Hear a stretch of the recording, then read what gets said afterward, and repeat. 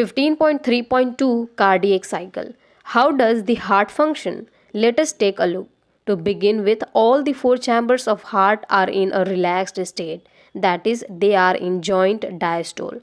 As the tricuspid and bicuspid valves are open, blood from the pulmonary veins and vena cava flows into the left and the right ventricle respectively through the left and right atria. The semilunar valves are closed at this stage. The SAN now generates an action potential which stimulates both the atria to undergo a simultaneous contraction, the atrial systole. This increases the flow of blood into the ventricles by about 30%. The action potential is conducted to the ventricular side by the AVN and AV bundle, from where the bundle of His transmits it through the entire ventricular musculature. This causes the ventricular muscles to contract, also known as a ventricular systole. The atria undergoes a relaxation known as diastole, coinciding with the ventricular systole. Ventricular systole increases the ventricular pressure, causing the closure of the tricuspid and the bicuspid valves due to attempted backflow of blood into the atria. As the ventricular pressure increases further, the semilunar valves guarding the pulmonary artery right side and the aorta left side are forced open, allowing the blood in the ventricles to flow through these vessels into the circulatory pathways. The ventricles now relax, ventricular diastole, and the ventricular pressure falls, causing the closure of the semilunar valves, which prevents the backflow of blood into the ventricles. As the ventricular pressure declines further, the tricuspid and bicuspid valves are pushed open by the pressure in the atria exerted by the blood which was being emptied into them by the veins.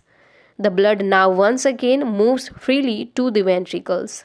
The ventricles and atria are now again in a relaxed, that is, joint diastole state as earlier. Soon the SAN generates a new action potential and the events described above are repeated in that sequence and the process continues. This sequential event in the heart, which is cyclically repeated, is called the cardiac cycle, and it consists of systole and diastole of both the atria and ventricles. As mentioned earlier, the heart beats 72 times per minute, that is, that many cardiac cycles are performed per minute. From this, it could be deduced that the duration of a cardiac cycle is 0.8 seconds. During a cardiac cycle, each ventricle pumps out approximately 70 ml of blood, which is called the stroke volume. The stroke volume multiplied by the heart ratio, that is number of beats per minute, gives the cardiac output. Therefore, the cardiac output can be defined as the volume of blood pumped out by each ventricle per minute, and average 5000 ml or 5 liters in a healthy individual.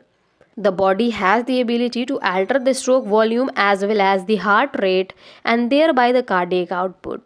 For example, the cardiac output of an athlete will be much higher than that of an ordinary man. During each cardiac cycle, two prominent sounds are produced which can be easily heard through a stethoscope.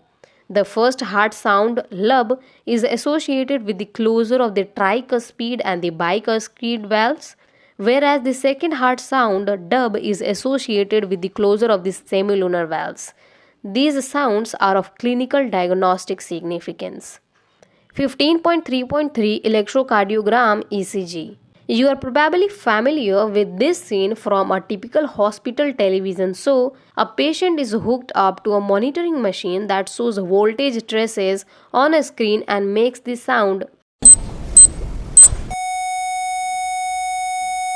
as the patient goes into cardiac arrest. This type of machine, electrocardiograph, is used to obtain an electrocardiogram ECG. ECG is a graphical representation of the electrical activity of the heart during a cardiac cycle. To obtain a standard ECG as shown in the figure 15.3, a patient is connected to the machine with 3 electrical leads, one to each wrist and to the left ankle, and that continuously monitor the heart activity. For a detailed evaluation of the heart's function, multiple leads are attached to the chest region. Here we will talk only about a standard ECG. Each peak in the ECG is identified with a letter from P to T that corresponds to a specific electrical activity of the heart. The P wave represents the electrical excitation or depolarization of the atria, which leads to the contraction of both the atria. The QRS complex represents the depolarization of the ventricles, which initiate the ventricular contraction. The contraction starts shortly after Q and marks the beginning of the systole. The T wave represents the return of the ventricles from excited to normal state, that is repolarization. The end of the T wave marks the end of systole. Obviously, by counting the number of QRS complexes that occur in a given time period, one can determine the heartbeat rate of an individual. Since the ECGs obtained from different individuals have roughly the same shape for a given lead configuration, any deviation from this shape indicates a possible abnormality or disease. Hence, it is of a great clinical significance. 15.4 Double circulation. The blood flows strictly by a mixed route through blood vessels, the arteries, and veins. Basically, each artery and vein consist of three layers: an inner lining of squamous endothelium, the tunica intima, a middle layer of smooth muscle and elastic fibers, the tunica media, and an external layer of fibrous connective tissue with collagen fibers, the tunica externa. The tunica media is comparatively thin in the veins, figure 15.4. As mentioned earlier, the blood pumped by the right ventricle enters the pulmonary artery, whereas the left ventricle pumps blood into the aorta. The deoxygenated blood pumped into the pulmonary artery is passed on to the lungs, from where the oxygenated blood is carried by the pulmonary veins into the left atrium. This pathway constitutes the pulmonary circulation. The oxygenated blood entering the aorta is carried by a network of arteries, arterioles, and capillaries to the tissues, from where the deoxygenated blood is collected by a system of venules, veins, and vena cava and emptied into the right atrium. This is the systemic circulation, figure 15.4. The systemic circulation provides nutrients, O2 and other essential substances to the tissues and takes CO2 and other harmful substances away for elimination. A unique vascular connection exists between the digestive tract and liver called the hepatic portal system. The hepatic portal vein carries blood from intestine to the liver before it is delivered to the systemic circulation. A special coronary system of blood vessels is present in our body exclusively for the circulation of blood to and from the cardiac musculature. 15.5 Regulation of cardiac activity. Normal activities of the heart are regulated intrinsically, that is auto-regulated by specialized muscles, nodal tissue. Hence the heart is called myogenic. A special neural center in the medulla oblongata can moderate the cardiac function through autonomic nervous system (ANS). Neural signals through the sympathetic nerves part of ANS can increase the rate of heartbeat, the strength of ventricular contraction, and thereby the cardiac output. On the other hand, parasympathetic neural signals, another component of ANS, decrease the rate of heartbeat, speed of conduction of action potential, and thereby the cardiac output. Adrenal medullary hormones can also increase the cardiac output. 15.6 Disorders of circulatory system. High blood pressure, hypertension.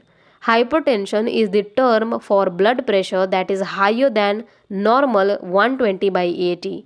In this measurement, 120 mmHg, millimeters of mercury pressure, is the systolic or pumping pressure, and 80 mmHg is the diastolic or resting pressure.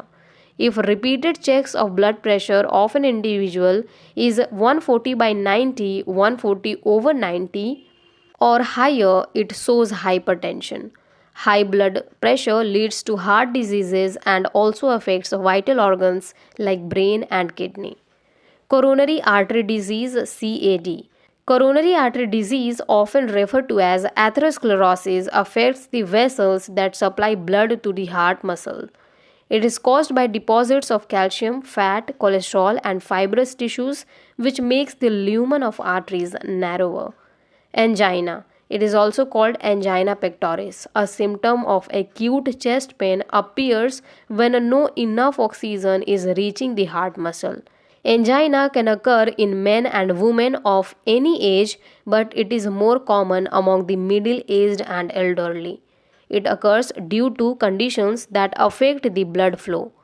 Heart failure. Heart failure means the state of heart when it is not pumping blood effectively enough to meet the needs of the body.